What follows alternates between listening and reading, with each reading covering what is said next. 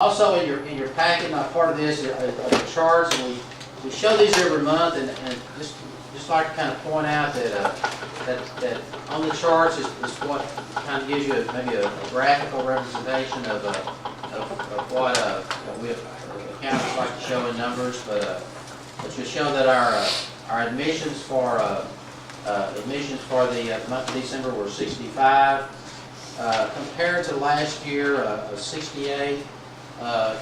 We'd like to see that at about 75. As you recall, some of the discussions that we had about the hospice program is our opportunity to hopefully move that number up. We had 65 admissions. That's really, from an inpatient standpoint, that really is the driving number for us.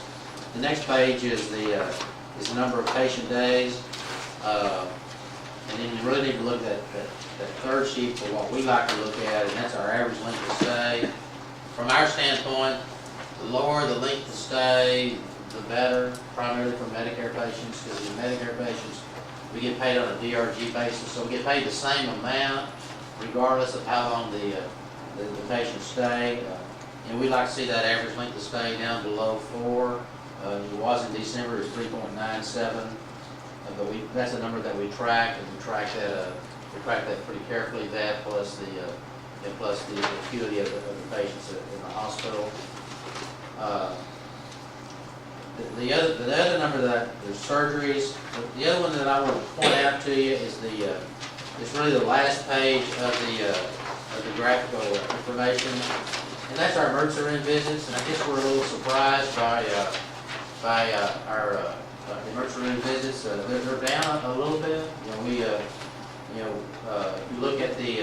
If you look at September of 2009, we had 655 visits, and then in October of 2009, 686 was dropped down to a little below 500 visits a month for us now. It's kind of a mixed blessing, I guess. We like to track that number because because the more visits we have to the emergency room, the more admissions that we have to the hospital. Because we track that. We'd like to see we'd like to see 10% of the patients that are seen in the emergency room. We'd like to see that percentage admitted to the hospital. That's a number that we track a little bit. That side of the story, like I say, it's a little bit of a mixed blessing. If we have lower ER visits, our bad deaths a little bit lower because that's where it's a different amount of our bad death principle. But hey, we'd like to see higher rather than lower. But that's a number that we're tracking right now. It's a little below where our expectation was. Ray, what do you attribute it to? Do you have any idea? Because it's the lowest been in over a year. Well, no, other than it perhaps was artificially high in September and October because of all of the flu that we had with all the volume there. Well, I was actually looking back a year before, and it's still lower than what it was a year before. Yeah. But I wondered if you had anything you attributed it to. If you look at November and December of prior year, was just a little bit lower than that. I guess we expected with the new facility and all that number would track a little bit higher than it is. Our outpatient volume is very strong. I'll say that just our ancillaries is very strong for us, but a little lower there. I know Colleen's doing some things, staffing back in the emergency room and working on that. But anyway, that's a number that we're looking at. I think that's the explanation, is that in September and October was probably a little artificial. Yeah.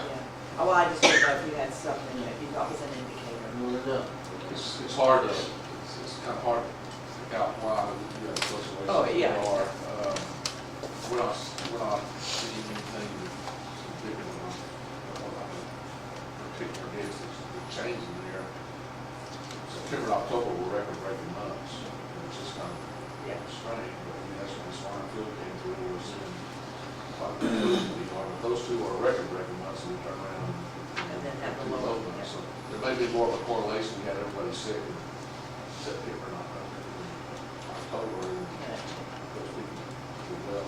Economy too. January, I'm testing out for January, but it seems like the last couple of weeks when I talked to people down there, we are a lot busier, so I think we should do our business back up again. Mr. Chairman, that's my report. Thank you. Thank you. Any other comments or questions? Ray? Mr. Chairman, if I might give a quick explanation to Arnie on that other receivables, that's primarily the investment in 501A. Okay. So it's a receivable, it's an intercompany receivable from the 501A, that's what it is, it's a primary investment right there.